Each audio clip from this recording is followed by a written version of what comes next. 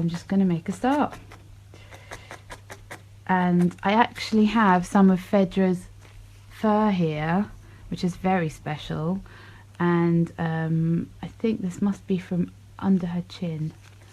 And I've also prepared some dark grey here because you can't get very dark grey felt, wool, so I had to make my own. I just used a Sharpie to do the outline. I basically printed the picture and cut it out. As I was saying at the beginning, I mixed some of my own colours here with, these are actually dog brushes. You can get special brushes for felting, but I find that they work fine and they're much cheaper. So they're from Pets at Home, and I think they were just £5. So you can't beat that really. And the way I mix, so I put 2 different colours on here, and then you go like this, and then you pick it off, and then you mix it again. This white wool that I have is called white lightning white from World of Wool, and apparently it's the whitest wool you can get, and it felts very nicely. I find the secret with making things look really white is contrast. So if I think something isn't looking white enough, then I'll make sure that whatever's next to it is darker. So I'm doing this all quite quickly. Here's some I mixed earlier. So it's actually, maybe it doesn't show with the light, but it's actually grey and black mixed together.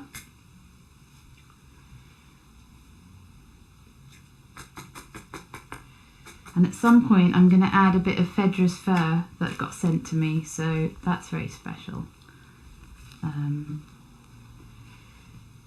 And I find that I need to use a little bit of wool over the top because sometimes the dog fur is quite slippery, it depends on the dog. So to secure it, I might do an eye quite early on, because then suddenly the portrait sort of comes to life, which is really cool. And although I did mix some dark grey, I'm really into layering. I do that most of the time with my portraits, so rather than pre-mixing everything, because I find that if you use 2 very thin layers you can get a similar effect to if you just mixed it up, and it's kind of quicker, I guess. And you get the shine on there and the whole portrait usually comes to life. So let's see. My wool is all sorts. It's carded, and that's obviously not carded, and just a mishmash really.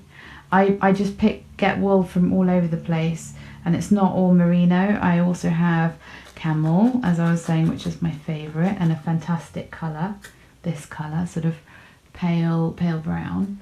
So another thing you have to be careful, which I'm finding a bit frustrating with the eyes on my eye project, is you can just get to a point where you just can't add any more wool onto the background, and that's probably why pre-felt is quite good, because it can kind of take more.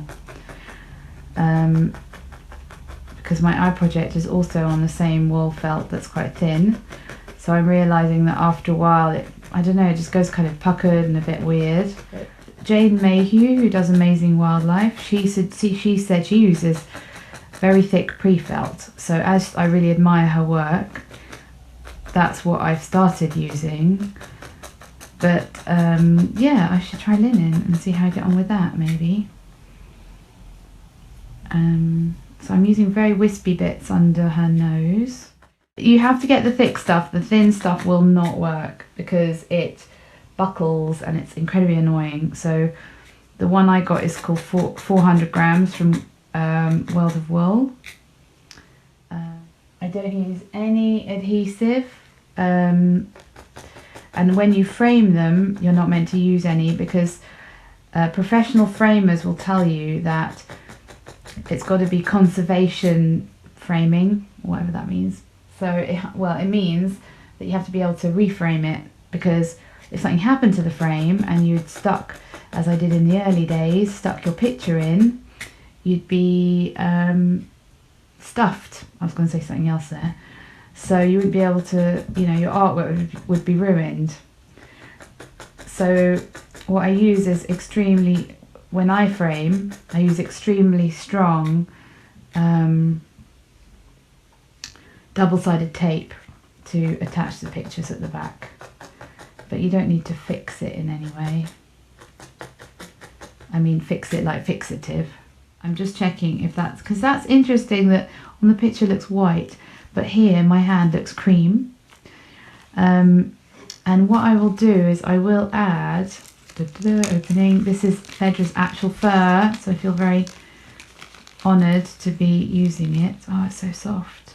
So I'm actually going to put it here. You can see where her fur is going to go here on her right hand side, and then I'm just going to secure it with the thinnest bit of wool.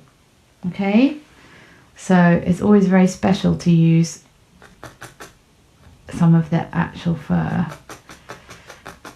So Phaedra's fur is so soft that I absolutely do need to secure it a bit so it doesn't, there we are. So I'm just using a tiny bit over her fur. I also use light blue sometimes, depending on what kind of grey it is that I need, because there's grey and then there's brownish grey, then there's pinkish grey, there are so many. I once did a project with paint at school where I mixed more than 50 shades of grey. I mixed like 200 shades of grey. I was studying Whistler and his painting had a lot of grey, and grey can be made in so many different ways. So maybe I've got a bit of a thing about grey. I don't know if that's a bit weird.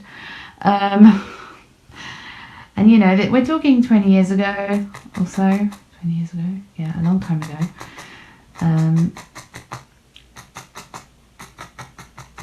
Yeah, I do really like grey, because grey is never really grey. Sometimes it's pink, a bit pink or a bit green.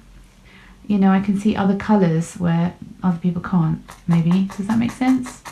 So on the picture, she looks quite, you know, I might use a little bit more blue because the highlights on her are quite blue. So there's one of my secrets.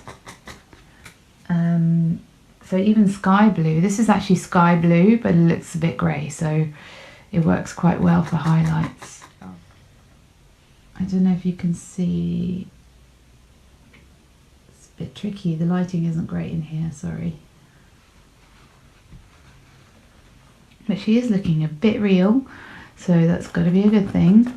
I think that her tongue is sort of, because her teeth are coming in here and then overlapping, so it looks a little bit strange and asymmetrical.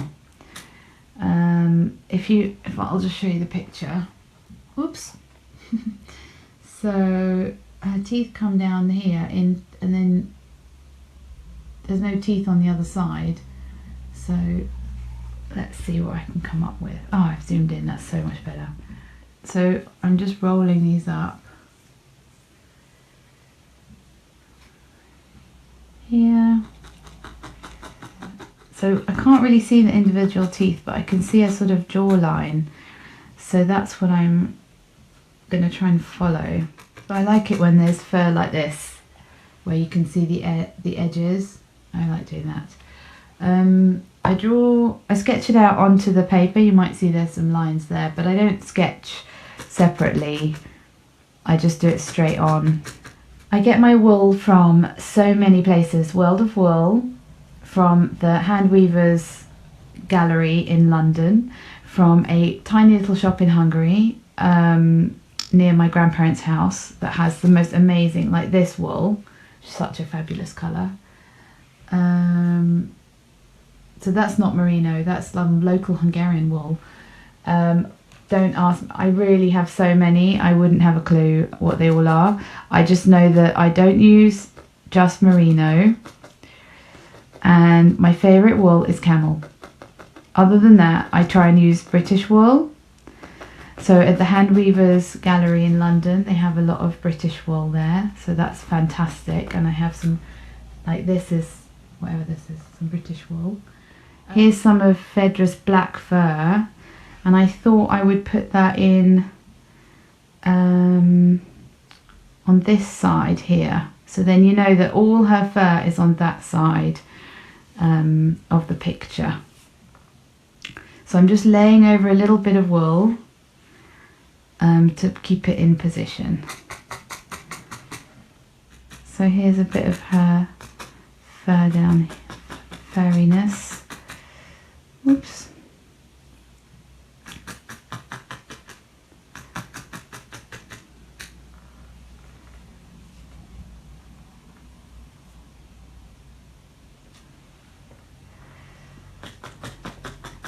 So I like doing this twisty method.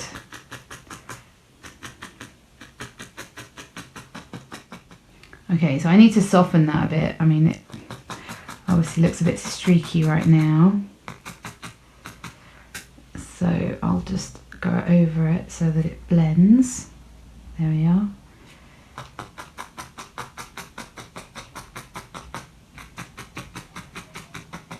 So this is where her fur is under here. So this is very fluffy. I'll just, actually you can see how it, well, you can see there the picture's still quite fluffy. And that's a wrap for now.